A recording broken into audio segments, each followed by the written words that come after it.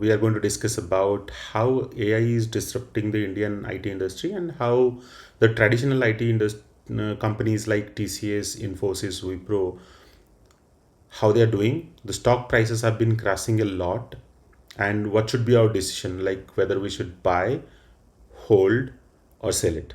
Right? That's what is going to be our decision today. So again, I'm repeating TCS, Wipro, Infosys, Tech Mahindra, whether we are going to buy this stock, hold this stock, or sell this stock. I'm not a SEBI-registered analyst, giving a disclaimer that though I'm holding these stocks in my portfolio, but this is not a stock recommendation. Please take consultation from your financial advisor before doing any stock buying or stock selling. Right now, coming back to the moot question, why exactly we are discussing the IT industries of India today, right? It has always been a dream of the Indian IT sector employees to go into US, work on the top-notch technology ideas. There are multiple IT product companies in US. The majority of the innovation happens out of US, and as young engineers, we always wanted to go to US, start working for any product companies. But the major responsibilities of these IT services companies from India, like TCS and Infosys, is to provide service management. Right? They are going to provide the maintenance, the production support for the different IT software products that has been built by the companies like Apple, Amazon, Google, Tesla, or the so-called Mag 7 companies. Right? So what exactly are we getting today? The so-called existential threat, right? For the last 3 decades, the Indian IT sector has thrived on the labor arbitrage and scale. Now the AI has come in as a new concept. AI is fundamentally breaking down the correlation between the headcount and the revenue, right? So it cannot be ignored. I mean, we all understand that AI is going to automate a lot of processes existing within the company. Hence, the headcount that we require is going to go down severely. Now, let's discuss a little bit about the scale of this vulnerability that we are discussing about. Right, the India's IT industry's workforce is mainly deployed into repetitive tasks, something like routine coding, testing, L1, L2 support, BPO, business process operations, etc. The direct IT or the BPM workforce that exists right now is 5.4 million, and the revenue that is coming out of the legacy services for all of these IT companies are 60%. That's huge, huge, right? Now, what is going to happen is that all of these jobs are going to be at extreme risk in the next 3 to 5 years. Okay, I don't want to create a panic, but we do all understand what is the name of the game here, right? So the automation of the mundane task is what is going to happen exactly, right? So the code generation, the traditional code writing, the automated testing, the autonomous support, uh, are all of these going to be automated, right? And this has led to something called the fresher crisis. The entry level model, the bedrock of the Indian IT scaling, is severely threatened because of this. Right? I mean, we have lots of engineering colleges, lots of graduate engineers are coming out. Where are they going to go? Where are the jobs going to come from? Right? The job risk by service function, let's break it down. So the top entries are like the BPO and the data entry, the legacy app maintenance, followed by cloud migration, followed by the AI architecture and data engineering. And this is the decreasing order of the number of jobs that we have. BPO 75% automation potential, legacy app has a 55% automation potential, cloud migration has 30% automation potential. So you do understand what the labor intensive part of the IT industry is going to be researching as a new surface because of the AI innovations that are happening around, right? Now, let's understand what are the different billing models of these Indian IT companies. We have two different models. The legacy model, which is like the time and the material model. Clients are billed based on the number of hours that all of us work in different companies. But the future model is more going to be outcome based pricing, right? The revenue is going to be completely decoupled from the headcount. So, based on my output, the company is obviously going to uh, charge the clients. What exactly is happening is that, let's take for example the year 2000, when there was a big innovation called technology softwares, right? There was also existential threat back then when we were thinking that the manual labor is going to be completely out of the picture. 2010 we had the cloud migration. We always talked about it. We have AWS as a cloud. Then there are more cloud providers like Microsoft and Google that came through. 2020 was a digital transformation era where everything was going digital, right? I mean, none of us could think about work from home back before 2020, but after 2020, it's a regular thing. Like we do all the meetings via the technology softwares. We also do a lot of work on digital transformation that happens throughout the companies.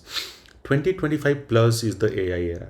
We have to recognize that this is coming, but how the Indian IT companies are going to adjust themselves to this changing landscape, that's the focus here. That's the discussion here, right?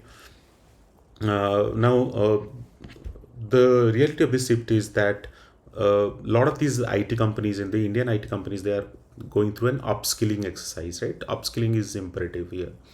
The survival depends on a massive pivot from execution only services to advisory and implementation partnerships, right? The IT firms can no longer rely on deploying armies of junior developers into the client space, and the client is going to give you money, and you are going to come up with a huge revenue and sales, and then you tell the client, tell the investors that hey, everything is going well and fine. Those days are gone.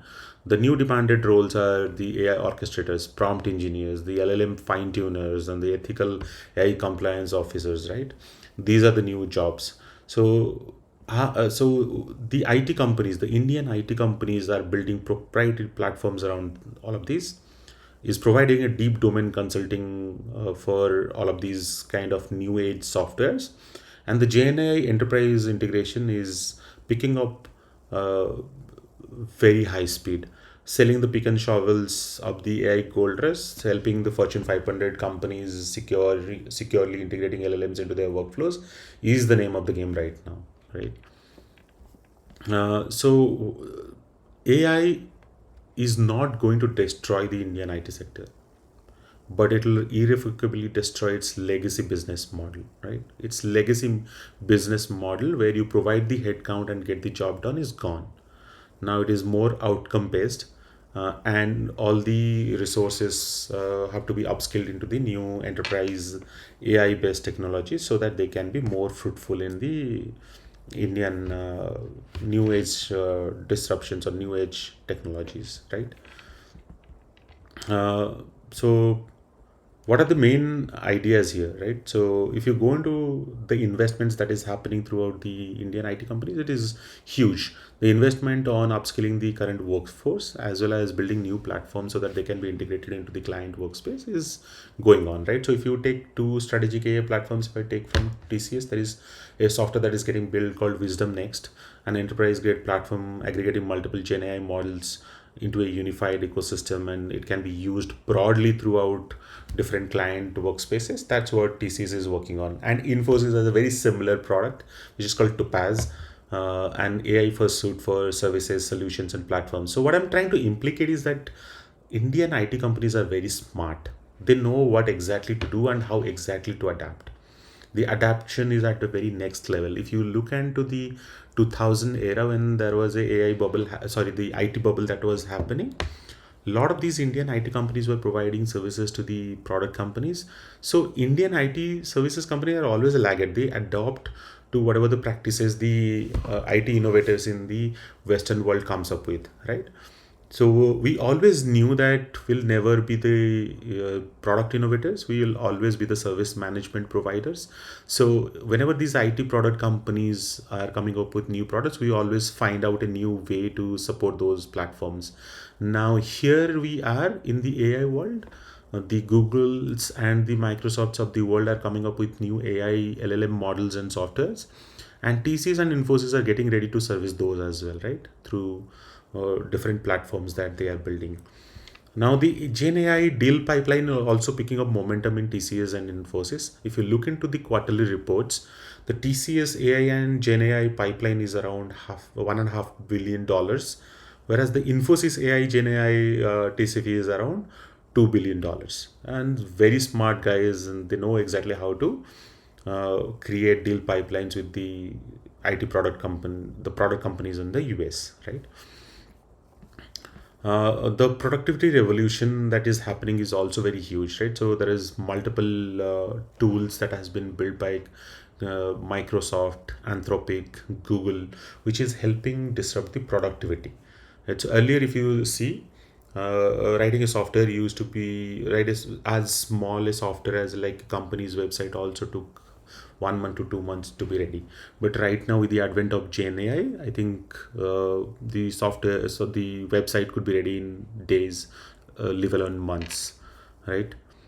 So with all of these changes that are happening, and the core service lines of the IT services company in India, like TCS, Infosys, Wipro, Tech Mahindra, are changing at a severe level. What do you think is going to happen, right? That's the main question. Now coming back to the question whether you want to invest in these companies or not, is the business model changing so rapidly that they will not be able to adapt and we have to sell out the shares, or do you add on more, accumulate more onto these shares, right? That's the question, right? So let's look into how TCS is doing right now, right? So if you look into TCS, right, fantastic stock P 19. If you look into the historical P, let me put out that chart. If you see, the median P is around 26.7, whereas the current P is standing at 19. It has been a historical. I have plotted a 10-year chart, and if you see, right, the current P has never been reached in TCS's history, right? 19 is one of the lowest in the 10 years, right? Going through massive undervaluation. But if you look into the profit loss and the balance sheets of the quarter, I mean, the quarterly revenues from December 2022 of 58,000 odd crores, right now it is a 67,000 crores, right? Whereas the net profit has gone from 11,000 crores to again 11,000 crores. So you see the top line has grown, but the net profit has remained almost the same.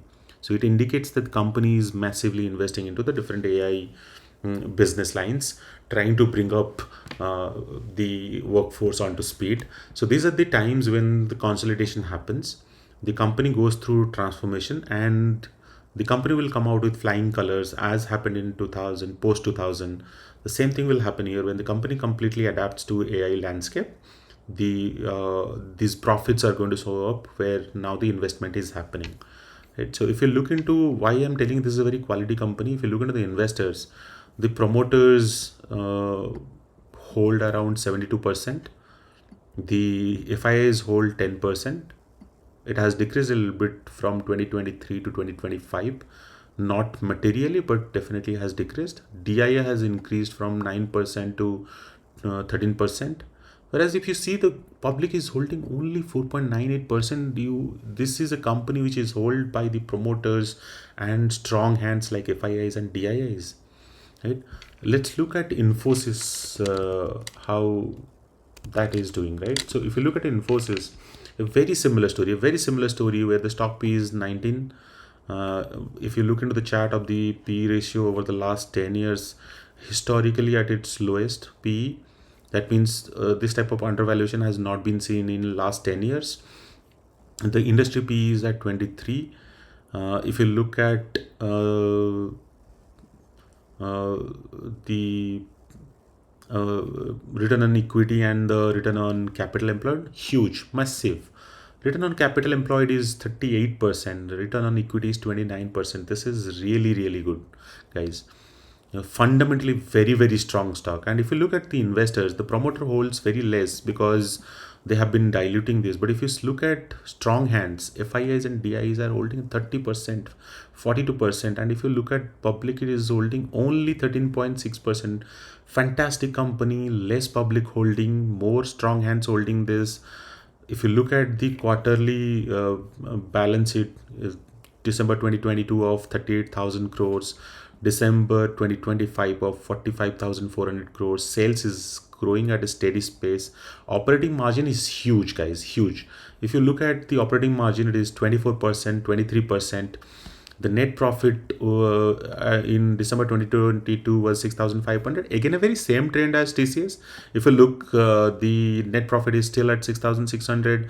It's because the company is investing massively into AI and want to transform into a AI first company. So if you look into these companies, the gems are available at lowest of prices. I told you what is the landscape going to look like. I told you how the US tech companies are coming out very strong in terms of AI. The Indian IT companies are also investing heavily into AI. The landscape is completely changing. All these stocks are available at historically low PE. The sales are increasing steadily. The net profit has been also constant because of the investments into the AI. So it's a very good opportunity to accumulate these kind of shares. Not a stock recommendation, but I am personally doing it. I am buying in huge amounts into these IT companies, Indian IT companies, right? So what is the verdict over here? What are my takeaways, right? The takeaways are that the US IT product companies are going to the best in the world because they are the innovators. Should you invest in the US IT stocks? Absolutely yes. Should you invest in the Indian IT stocks? Absolutely yes, because these are the historically low valuation times where you need to accumulate. There is fear. That's why you should be hungry about it. Will this do great? Absolutely, the Indian IT companies are going to do great. This is the period where the US IT stocks are doing good, and post this period will come when the Indian IT stocks are definitely going to do good, right? I'll leave you with that thought. It is for you to decide whether to invest or not. If you are till this point watching this video, I'm pretty sure that you are interested in it. Give me a like, that will definitely help me a lot. And I'll see you again. Thank you, guys.